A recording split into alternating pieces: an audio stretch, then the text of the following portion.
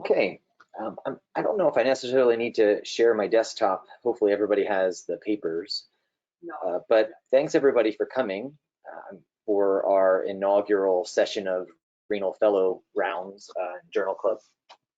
So this is something that I had an idea for quite a long time, but I really wanted to try to get together all of the renal fellows throughout the country. There are not that many of them, but between people that are in actual nephrology extracorporeal fellowships, those that might be doing nephrology specific PhD programs, master's programs, or even residents that are just really interested and focused on nephrology and urology. I think this would be a great opportunity to allow everybody to network. And I really want everyone to be able to get to know each other really well and just have each other as resources, not only as you're going through training, but even after that, just having additional people that you can run cases by and to discuss things with, hopefully collaborate with research and case management as well too. But also, I think collectively there's so much information that I personally took for granted, and I would read a textbook chapter and it would give some piece of information. I would try to commit it to memory. Sometimes that worked better than others.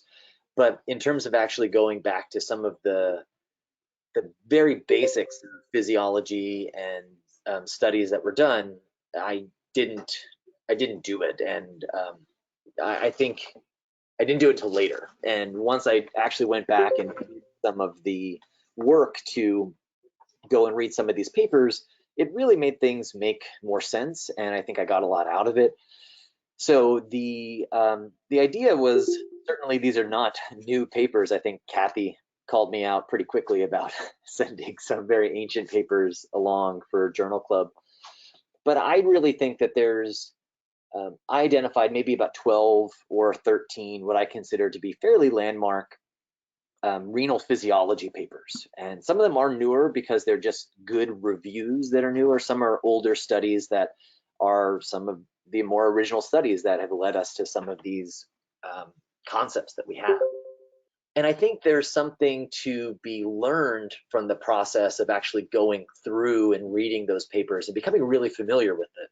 And I think that is really what can make a nephrologist be different than an internist who likes the kidney. Someone who actually knows some of these studies, knows the ins and outs. I think it gives us a better understanding of renal physiology. It gives us a better understanding of disease management and diagnostics. We should be expected to know this. And there are names that are giants of nephrology that I did not know at all throughout my residency. Until I really started digging deep into the human literature and understanding the roles that some of these people play and how active they still even remain in the community as well too. So I'm excited to have everybody on for this. I'm just going to spin my computer around so I can take a seat because I'm getting old. Don't feel like standing for the whole thing. But for this, different than our regular ASV and U Journal Club where we have one person who really presents. We certainly could do that if people would be interested, but I think that's a lot of work, obviously, and we want to encourage people to come and really have this be a discussion. So I really more viewed this as, hey, here are the papers that we're going to discuss, and let's make this a group discussion right away. So that would be going through a paper and talking about, hey, here were some areas that I found confusing. Here were some areas that I thought were actually really enlightening, and this is why we talk about this, and here's the data, and here's the study, and this is really interesting, and I just want to say that, wow, I'm psyched by reading this and going through it that way. Obviously, criticisms or anything that we need to be discussed about the methods of the studies, for sure, that's on the table. But rather than have some formal presentation, I want this to be really a discussion that we can go back and forth as we're reading some of these landmark studies, that everybody gets really brought up to speed and has a really solid foundation in this physiology, pathophysiology, And then this can keep going. You know, I envision that this can be monthly, and once we get through some of these landmark papers, we can really go into other topics. The series that I've collected is mostly renal physiology, but I think we can do the same thing going through some extracorporeal papers that are landmark. We can go through some lower urinary stuff. I don't, off the top of my head, know a bunch that I think have the same magnitude as some of the upper, but that's probably more my ignorance rather than the lack of them being there. So if people have papers that they would love to have reviewed in this format, then great. If this format turns out to be not as helpful as what everybody hopes, then we can change it for sure. But I really wanted to give people an opportunity to get together. I'm really psyched that we have this many people on this first session. I've recognized that I've forgotten some other people to send this out to, so hopefully we'll have even more attendees in the next session as well too. So I guess with that, I'll say thanks to everybody, and maybe just start if anybody has any just questions in general before we start getting into one of the papers, or comments, either way, I guess. Thanks for putting this together. Sure thing, the Kathy. other articles that you're wanting to cover, did at one point I thought you were going to send a link to where they were. Did that ever happen, or did I miss it, or is this we're going to get to them one at a time? No, I did. It was in one of the chains, but I can send that out. So after today, I'll send out the recording of this. I might make another page on the ASV and U website that we can have these videos archived and hosted. I might not make the URL public just so that it's a little bit, we don't have to worry about traffic or something like that, but it'll be freely accessible. You don't need a password. I just might not put a link on the homepage, but I'll figure that out. I'll send the link out, and I'll send the library link again so that everybody can have all of the articles, and I'll suggest the next articles that we'll discuss next month. Okay, thanks. And just as a introduction, do you guys know Dr. Ha, who is one of our criticalists here, who is on this call? No. Would you like to introduce yourself?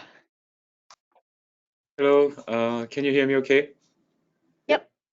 Thanks, Dr. Langston, for giving me the opportunity to join here. I'm a criticalist at Ohio State, and I've been just around and helping Dr. Gordon's and Dr. Langston's doing therapies. I had a residency at Auburn, so I was involved a little bit of the Prisma Flex side of the training, but I definitely get to learn. There's a lot more that I need to learn. So I'm just very excited to be here. Thank you. Great. Well, we love having you. Thank you so much for joining in, for sure. And I would certainly suggest that if anybody has friends and colleagues that you think would be interested, then please, by all means, share the invitation. This is not meant to be an elite group. I think at the same time, you are a rather elite group of individuals that are seeking this advanced level of training. There are not many people that are going to be interested in reading these. I think, particularly one of our two papers today, I think most medicine and in critical care residents are probably going to, pass out. They're going to black out from all the formulas and things like that are in it. So I think it takes a unique individual that's excited. But if you know of people, please pass along the invitation to others so that we can, try to increase the number of people here and again, make it more collaborative. I'm excited about that. JD, I would also add, I wouldn't apologize for these papers being old. They may be older papers, but they've been the foundation for the establishment of the parameters for glomerular filtration. Nobody's refuted them over all these years. And the authors are, although they're not active anymore, the authors are legendary in in the foundations of nephrology. So these are, and I think any nephrologist would need to understand these concepts to be classified as a nephrologist. So this was a good start, I think. Great. And it introduces the foundation of nephrology, and that's glomerular filtration. Absolutely. That's where I want to start. Well, that's a great segue, Larry. Why don't we get started? Let's start talking about, we can start discussing the permselectivity of the glomerular capillary wall. Why don't we start with the heavier one? So this article is, again, as Larry pointed out, it has some big names on here. The last name is Brenner, which I think everybody probably recognizes from Brenner's The Kidney, volumes 1 and 2. So huge name. But also you look at the other names that are on here. Borer, huge person who had a lot of insight. Richard Glassock is another huge name, I believe a former ASN president. And Dick Glassock is super active still on the ASN message board. So I don't know if everybody is members of ASN, but there's an ASN community where kind of like our various listservs, but it's all just web-based and people post and discuss cases. And he's probably one of the top 3 most active people on there. So it's amazing to post a case and have him potentially be the person who's going to respond to you. I've posted some information in some cases about dogs, and they're really excited to talk to us about it. So I think that's really cool. Okay, so let's get into the permselectivity of the glomerular capillary wall.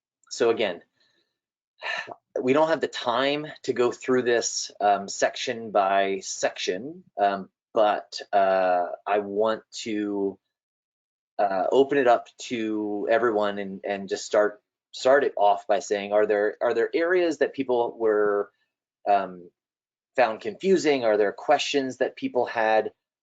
How can we start off here? We can start the discussion with that.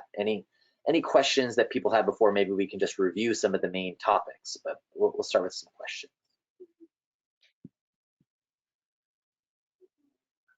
Well, this is not really a question, but one of the diagrams there, like the first figure, I have seen that in guidance physiology so many times, and Yeah. It was so exciting to see the original.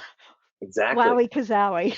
Yeah, and I agree with you, Kathy. And that honestly is how I got to this paper years and years ago, was just keep tracing the references to see where it came from. And yes, this figure 1, is absolutely, foundational in glomerular filtration. And it is repeated ad nauseum.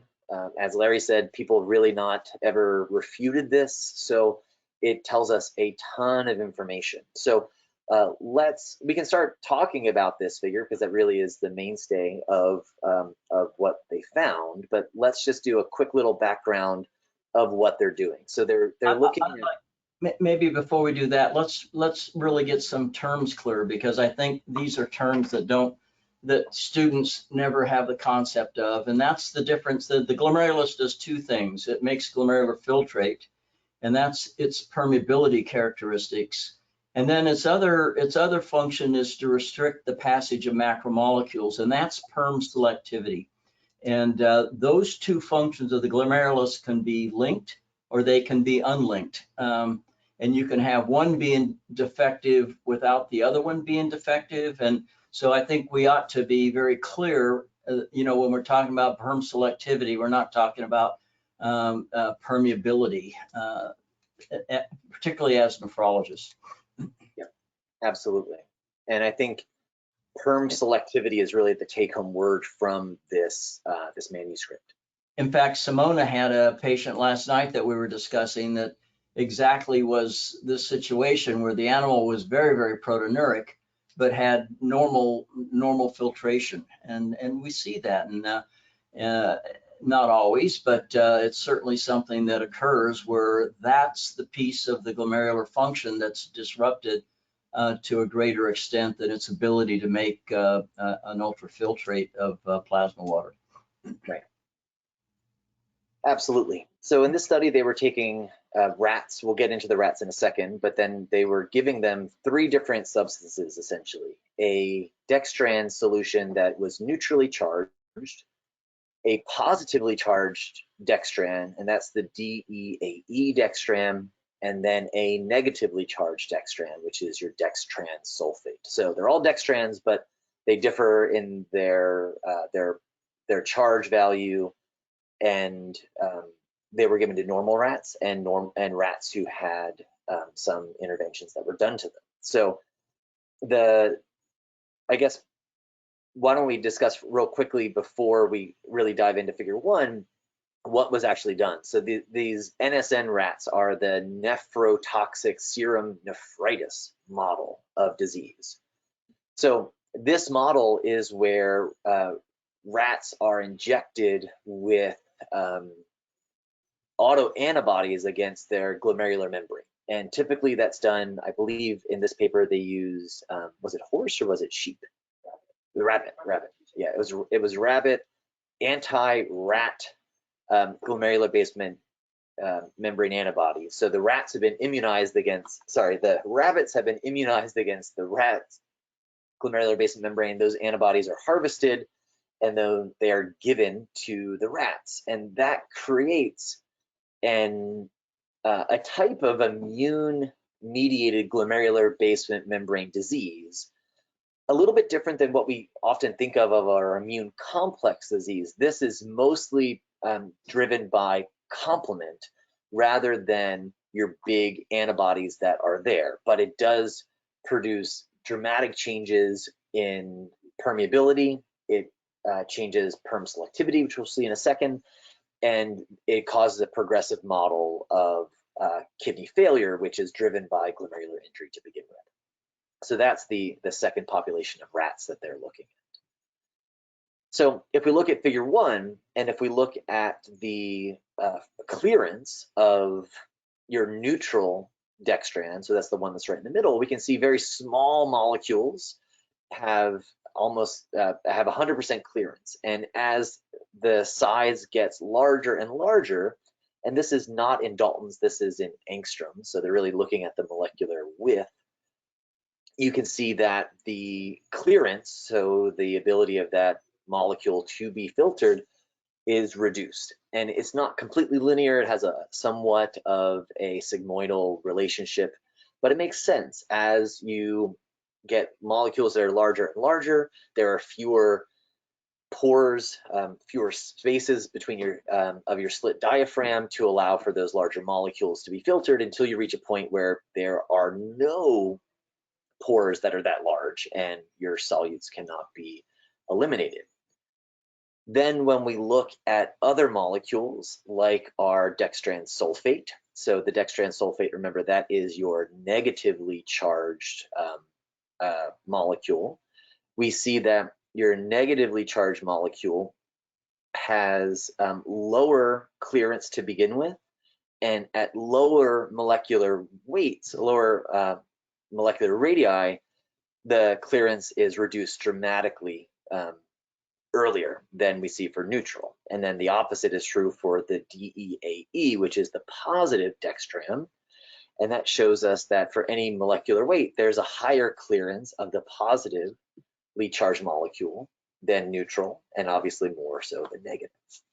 So, this is a huge concept, which is telling us that the charge matters, that the charge of molecules as they interact with the glomerular basement membrane, which is largely negatively charged, is going to affect the clearance at the same molecular weight. So positively charged molecules have an easier ability to be attracted to the GBM and go through it.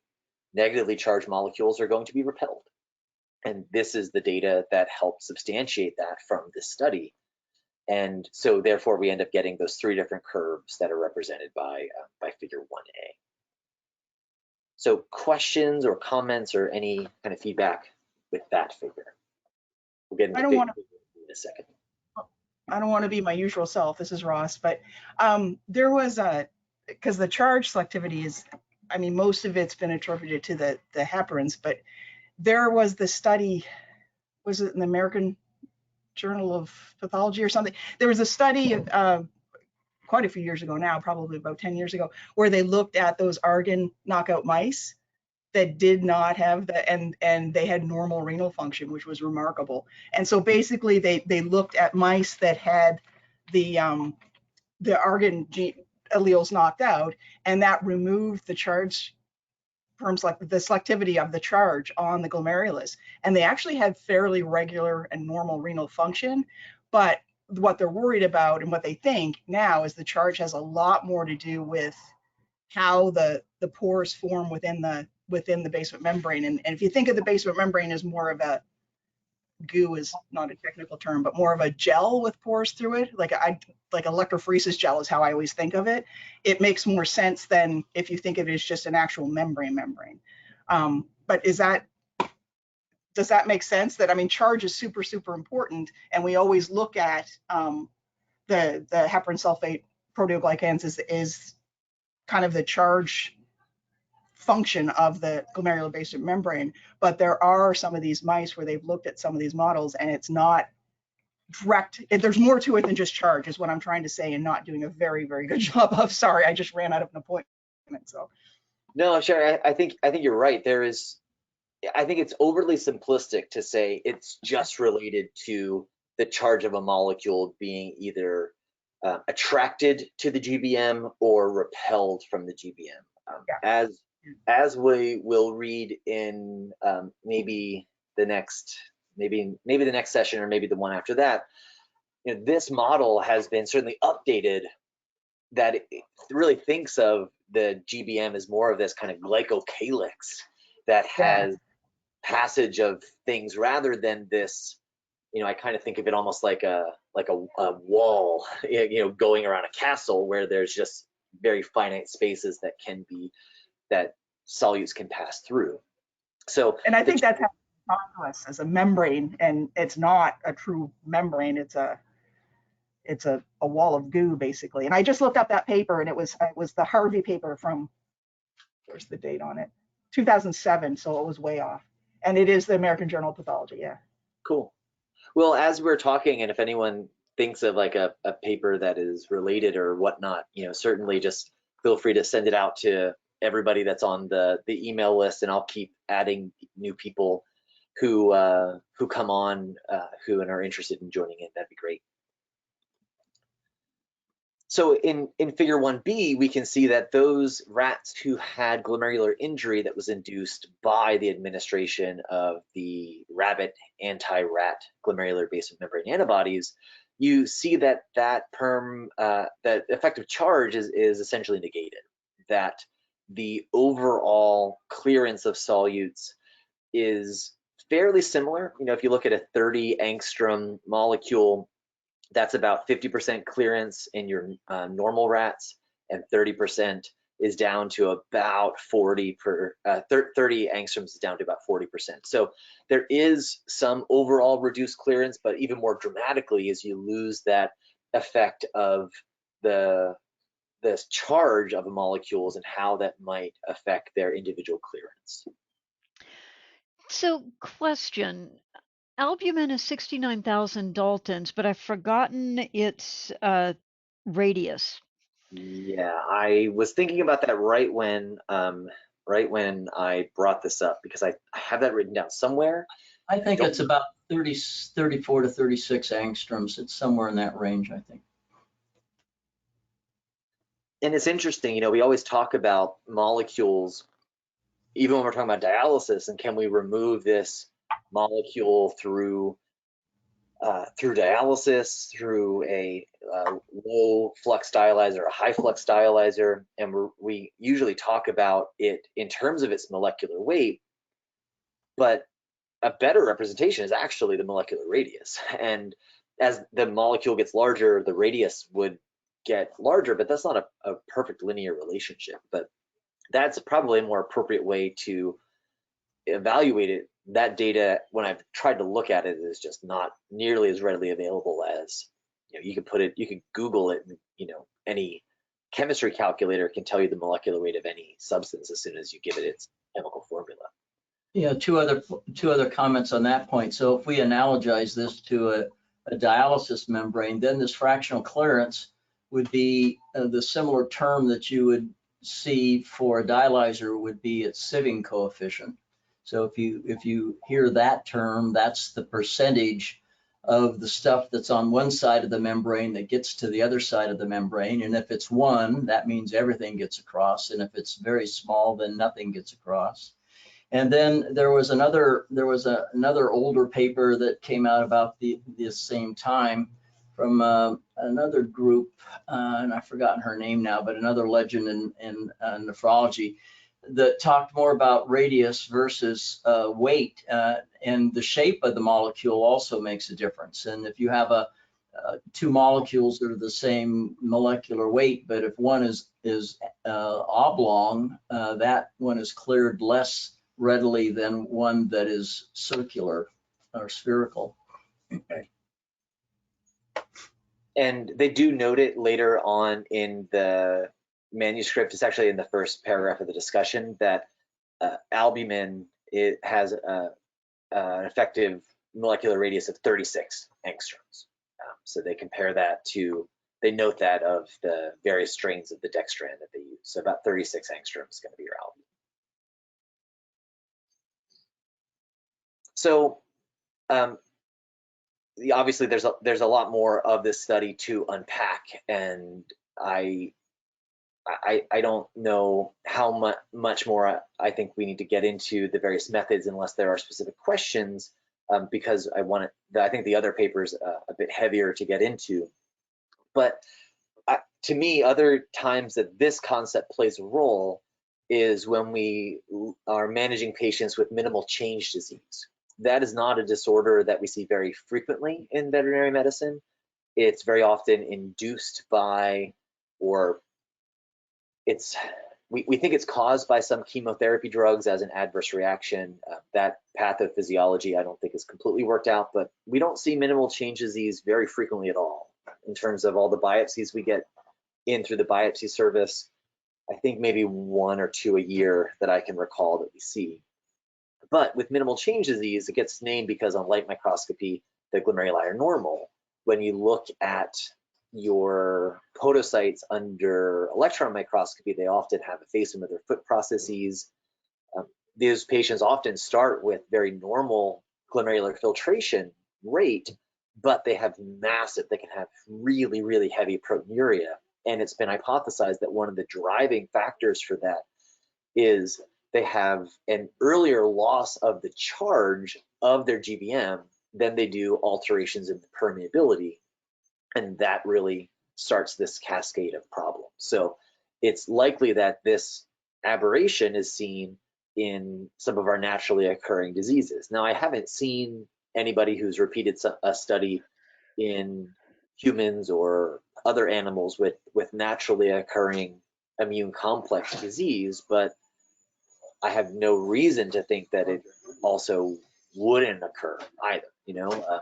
So it's a feature of glomerular pathology that we need to be aware of, and could be something that could affect your sieving and your proteinuria before you're having alterations in the actual amount of plasma that's being filtered. Yeah, another paper that helped validated this. And again, these papers are old enough that they're the stuff I was reading when I was a fellow. But there was another study where they actually infused substances into the animal that would neutralize the negative charges on the glomerular basement membrane, and that drastically altered the permselectivity to these other solutes.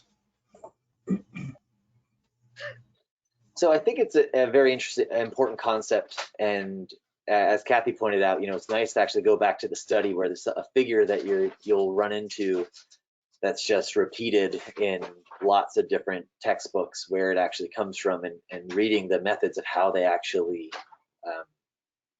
determine that overall.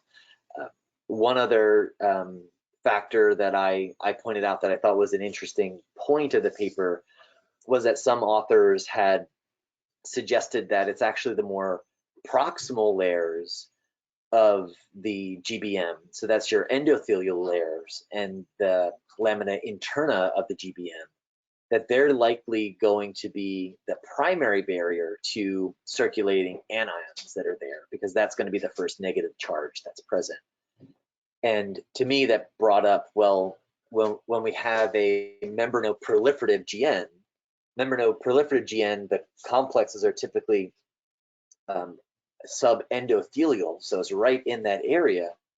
Is it possible that those patients might have more disruption of that perm selectivity than perhaps patients that are going to have a membranous where the complexes are subepithelial? Now, certainly there are patients that have both, and it's intramural as well too, but we do see patients that it's purely subendothelial, purely subepithelial, and it'd be interesting. I don't know the answer to that, but it made me think about how that could affect the magnitude of proteinuria we see with different diseases.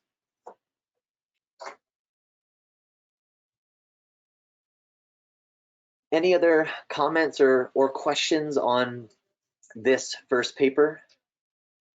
Maybe just one comment about the rat model. In this case, they're immunizing a heterologous host to antigens in the rat, and then giving those antibodies back.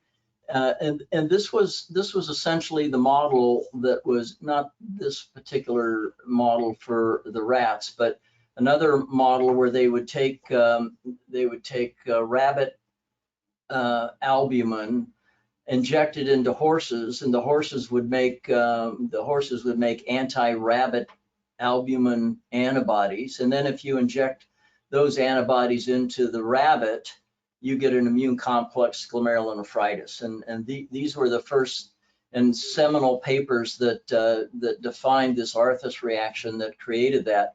And to me, that's always scared me away from using human albumin in dogs, that you would essentially recreate this same study that was done decades ago that actually proved the concept of the pathophysiology of immune complex GN. Yeah, absolutely. Hey, Karina, can you mute just so we don't get a feedback loop? Perfect. Okay. Great. So I think unless there are other questions, we'll move on to our other heavy hitter, the determinants of GFR. That now we have Barry Brenner, who's the first author of this paper. And yeah, this is the one that I think people might start off excited and reading about it and going through things, and page 1, you're good. Page 2, still good. Page 3, starting to lose it. And then it becomes more and more challenging when you have to keep going back a couple pages to figure out what the abbreviations stand for again. It can certainly be a bit more challenging. One other point here, JD, and that's the journal, the Journal of Clinical Investigation. During this era, that was the journal. And if you got your manuscript in the JCI, you were top dog. I think it's not the top dog journal anymore, particularly for nephrology. That's probably Jason and C. Jason. But during this era, the 50s, 60s, and 70s, probably the Journal of Clinical Investigation was where all the top manuscripts and papers were. Yeah, and these were definitely considered to be huge publications in their time, and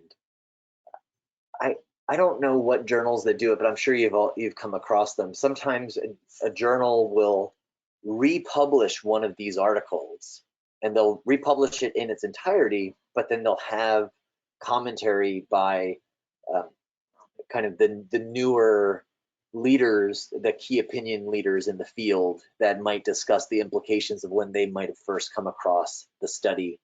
And so you'll see a little vignette that goes along with the republication, because some of these papers are just so important that unless fellows are going to the library and having them scanned as a PDF, that A lot of these are available, but none of them, not necessarily all of them, are readily available as PDFs, and you do have to kind of search for them if you're really trying to get down to them. So these are some of those papers that will be repeated in some of those vignettes.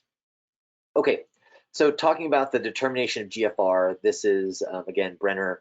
This is now what is this out of? I think this is Annual Review of Physiology.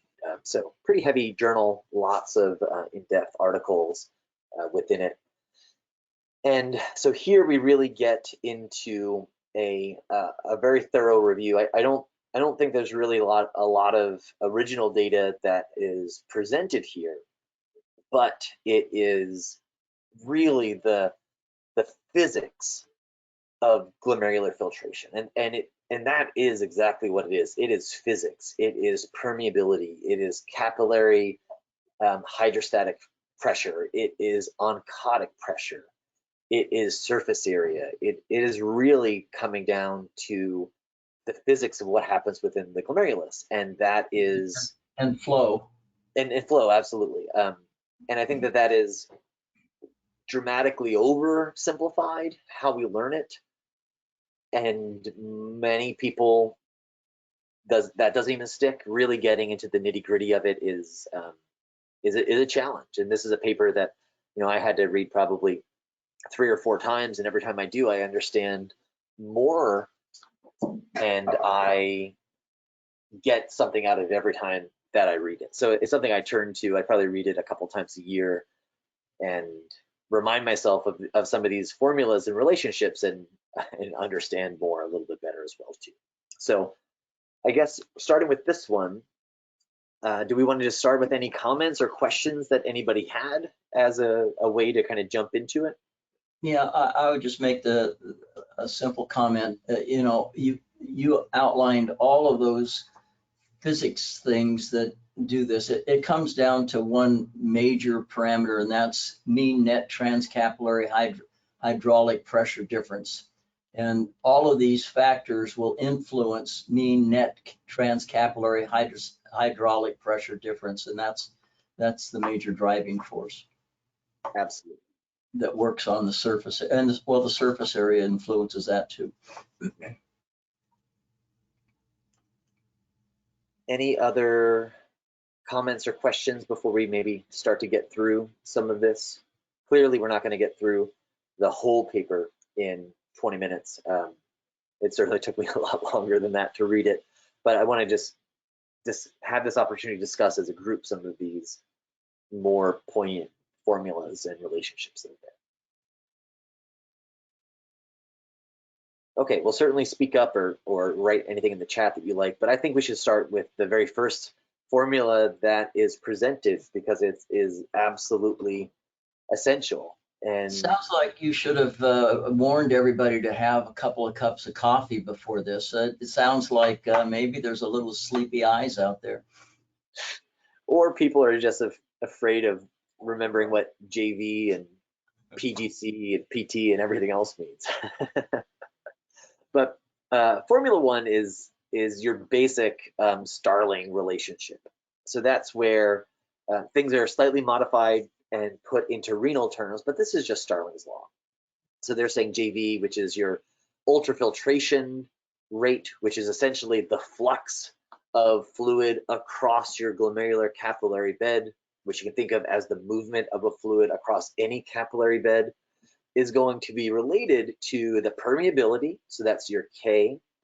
Now that we don't talk about very often as being a feature that could be abnormal in our patients with kidney disease, but we just saw in the former paper how permeability can be dramatically altered in disease states.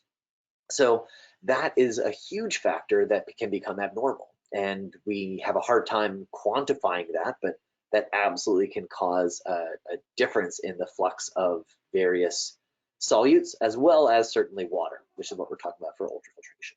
So K is your permeability, and then your delta P and delta, I think that's tau, is your gradients between the transcapillary hydraulic or hydrostatic pressure and your osmotic or oncotic.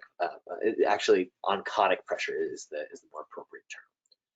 So that's further broken down into separating the hydraulic pressure within your glomerular capillaries and that of Bowman's space, as well as the oncotic pressure of your capillaries and Bowman's space.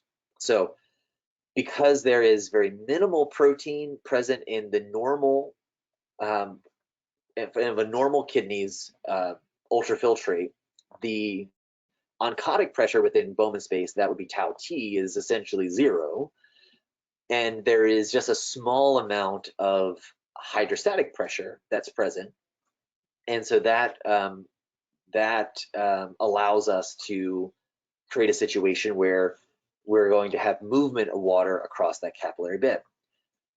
Does that everyone okay with that formula? Does that make sense? That should be really going back to biochemistry and certainly physiology. So I don't think there's anything new that's really introduced in that formula.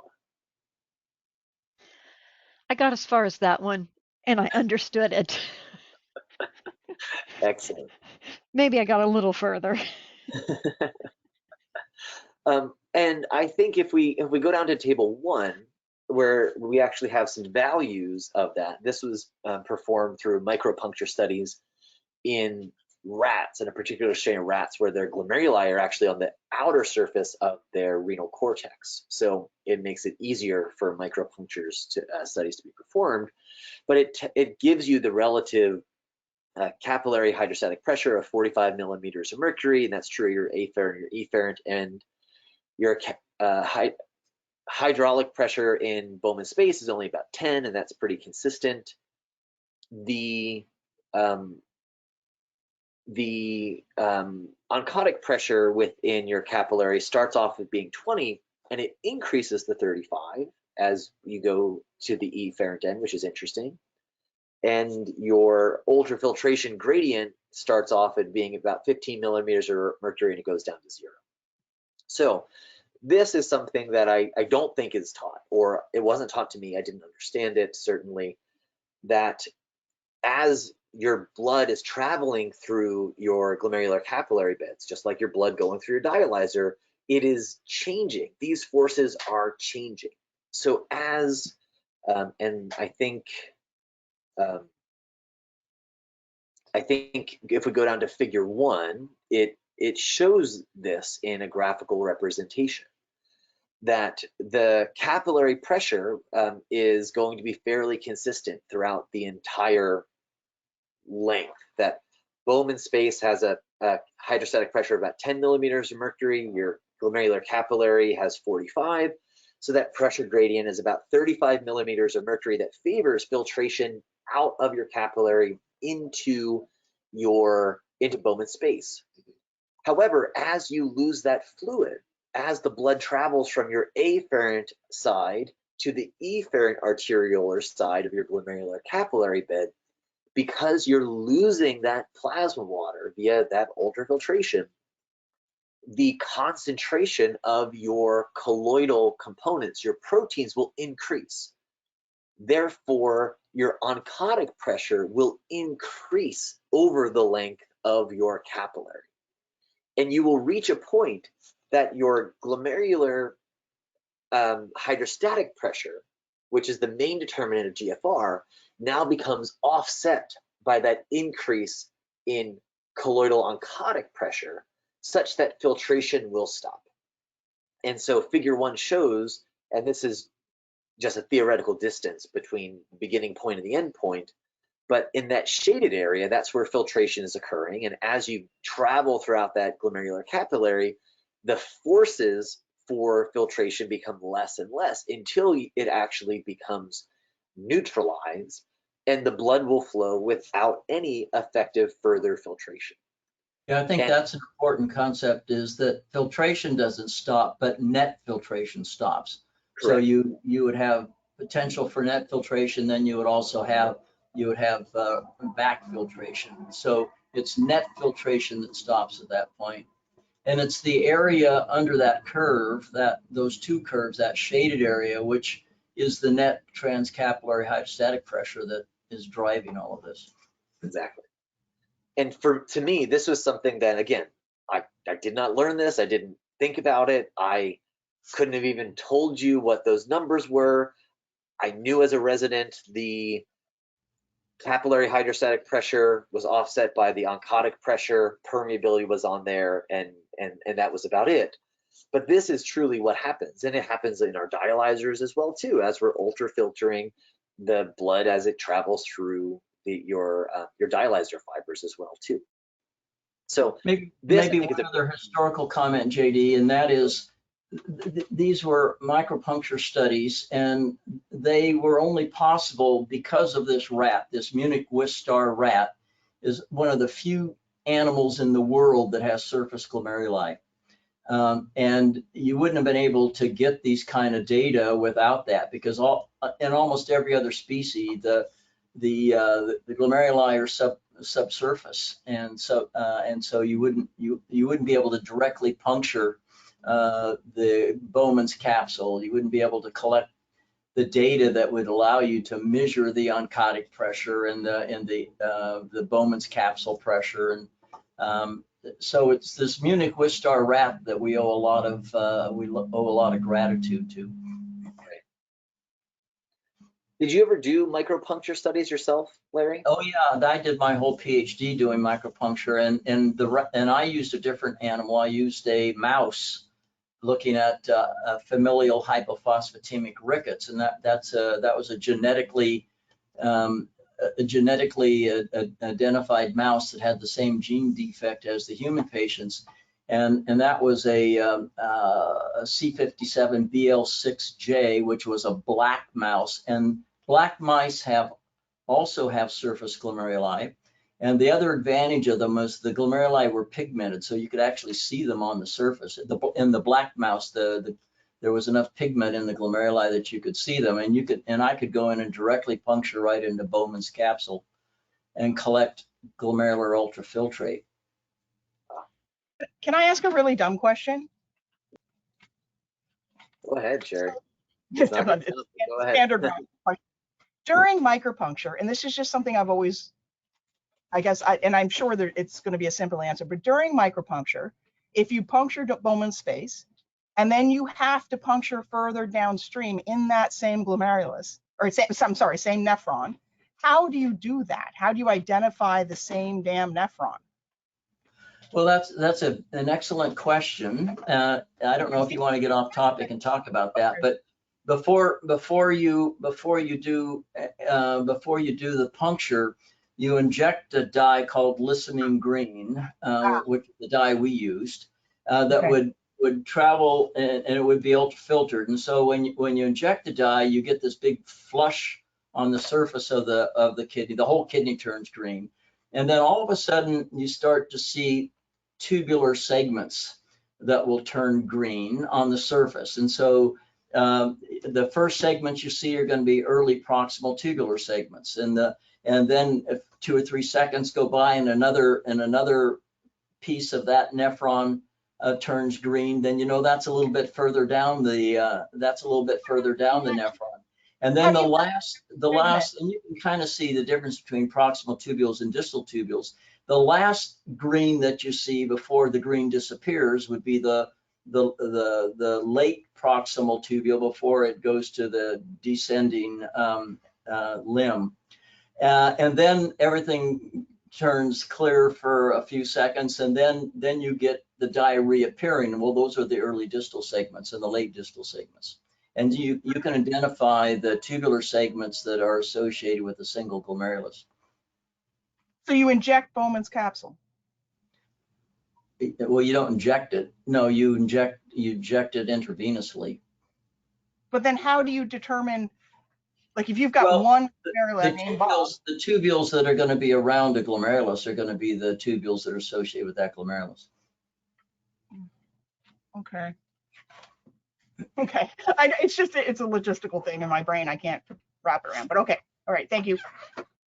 And I guess too, I wonder if do you always have to puncture the same one, because perhaps having your micropuncture needle might affect flow just even if you presume that all your nephrons are going to have the same perfusion characteristics, then it's possible just an adjacent distal tubule might not be wrong, and correct me if I'm speaking out of turn, but it might not be a wrong estimate of the glomerulus that you punctured as well too. Yeah, no, for the that majority is probably is true, but pretty much you could always identify a distal tubule that was associated with a proximal tubule, or a distal or a proximal tubule that was associated with a particular glomerulus. It's unreal. It's unreal. Okay, so that is, I think, one of the first big important concepts that I took from this. Questions or comments? Clearly, we're not going to have enough time to get through the remainder of this paper. So maybe opening it up, was there a specific area that people had questions on or wanted to discuss in more detail?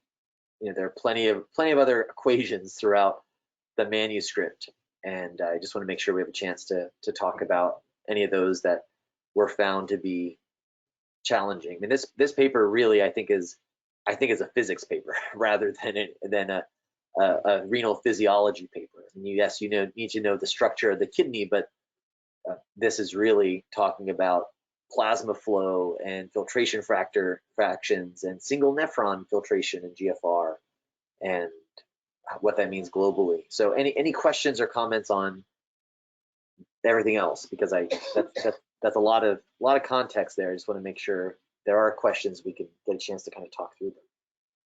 Well, I would just, maybe if you go to figure 2, let's see if there's a better one down here, but I think figure 2 probably gets the take home point. And you see all these different profiles for, in this case, it looks like it's, it's a transmembrane pressure difference. And there are all these different profiles that are going to be affected by hydrostatic pressure, glomerular capillary pressure, oncotic pressure, and flow.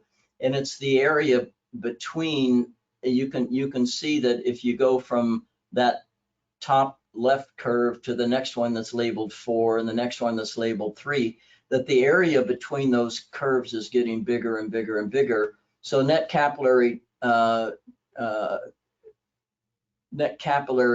filtration pressure is changing, and flow is going to change that flow profile as well too. If you increase glomerular capillary flow, then you move the point of filtration equilibrium further down the capillary, and that's going to increase filtration pressure, and you'll get more filtration out of increased flow than you would at a slower flow. And so it's always the areas between those two curves that are going to determine how much filtration you get.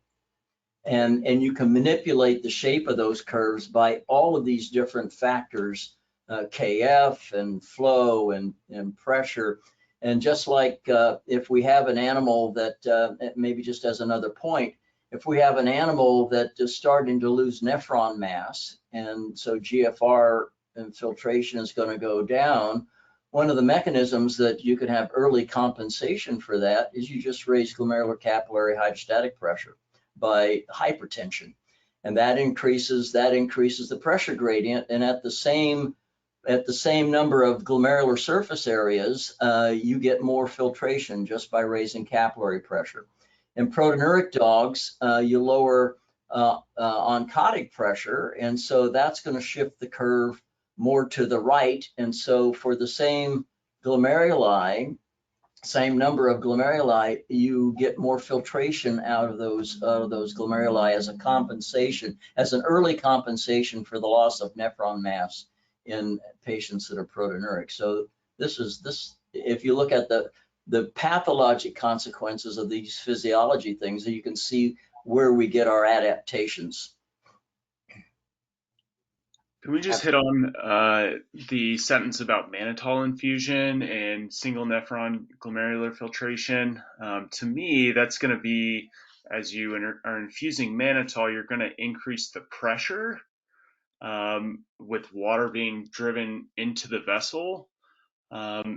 And so is that more pressure and flow related, rather than on the oncotic pressure doesn't really play a role there? They didn't really expound upon it, but I was just kind of thinking about it deeply.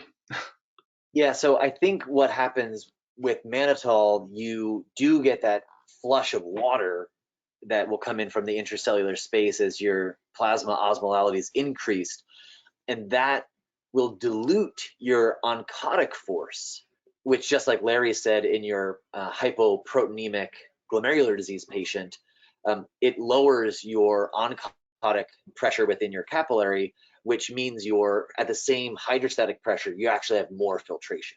So I think it's the dilution that occurs to your plasma proteins that you essentially get this transient decrease in your oncotic pressure within your capillaries. Therefore, your hydrostatic pressure has less resistance. Your transcapillary pressure gradient is higher for the same glomerular capillary pressure. And you can see that, you know, if you ever measure sodium or total proteins or albumin after you give a mannitol bolus, all of those things change. So I think that is the explanation, JD. That was a good pickup there, Dan, for sure. And some of the papers that we're going to discuss next time are going to now use what we know about glomerular physiology and filtration, and we'll start to talk about actually the pathogenesis of progressive disease and the compensatory changes that do occur, that the increase in single nephron GFR that can occur due to increased hydrostatic pressure. Sure, it helps stave off your decrease in GFR, but what are the consequences of that? So this is going to be the basis of really when we start to talk about things going wrong, which is how we're going to start to introduce that. I think probably those are some of the papers that we'll do next time. So we're at the end of the hour, and certainly we can continue to chat about things. I would love for there to be discussion amongst everybody, and I might just make like a Google email listserv so that people can post questions or talk, but would love to continue to get additional people here. I know Shelley Vaden had wanted to come, but she couldn't. Mary Labato's team wanted to come, but they had a tough time. It's just really tough to find any time that everyone's available. So that's why we're going to make these recorded, but I do want to facilitate that discussion and collaboration between everybody. I mean, this is the group of people that are really going to help continue to push our understanding and create studies that are going to shape nephrology, and you know, the Barry Brenners of veterinary nephrology are going to come out of this group. So the more people we get involved, the better. So please certainly pass on the invitation, and thanks everybody for coming. Please send me an email if you have thoughts on how we can make this better. I hope it was interesting. It is obviously a work to get through the articles, but I have found them to be very eye-opening and helps teach me those things that I understand at a very superficial level, but now I understand a lot deeper than what I did before. Any final questions, comments, points? So Well, yeah, this was, I really enjoyed this. This is going to be really good for me. When's the next one, and what are the articles? Yeah, I will send the articles out today. I think if we're sticking with Wednesday, so every other Wednesday I have like an administrative day, so it might not always be like the last Wednesday of the month or something like that. So if we shoot for, at this point, I'm thinking probably February 23rd. So 4 weeks from now, February 23rd. I think probably every 4 weeks would work for me, for my schedule, because I should have the Wednesday to be able to dedicate some time so that we can still do this. So I think the next one will be February 23rd. I will send out the library to everybody. I'll work on creating a web page where these recordings can be archived and we can take a peek at them. That will probably take me a little bit longer. I'll send that out to everybody as well. And I'll also make a listserv so that we can email back and forth, and it'll be hopefully a bit more interactive. I set this go to training up as just a single session, but I'll make a new session ID that will repeat so that you won't have to keep registering for it every time. So I'll do a little housekeeping on my end just so it becomes less inconvenient to everybody. But yeah, thanks everyone for taking time out of your schedule and participating. I hope this was interesting. I hope it was eye-opening and helpful, and people are just as excited as I was going through everything, and we'll keep it rolling. Thank you. Thank you, JD. That was really helpful. Thank you. And if you didn't see Karina's message, if you're a fellow, or I think if you recently finished a fellow, you can get membership to ASN for free. You just need a letter from your mentor. So I would take advantage of that and get a year or two of free ASN membership. It would be really awesome. So yeah, you get free Jason and CJ. Yeah, that's right. You get Jason and see Jason for free as well too, which is awesome. All right, everybody. Well, hope you have a great rest of the week, and I will be talking to you soon. Okay, bye. See you later. Bye-bye. Bye.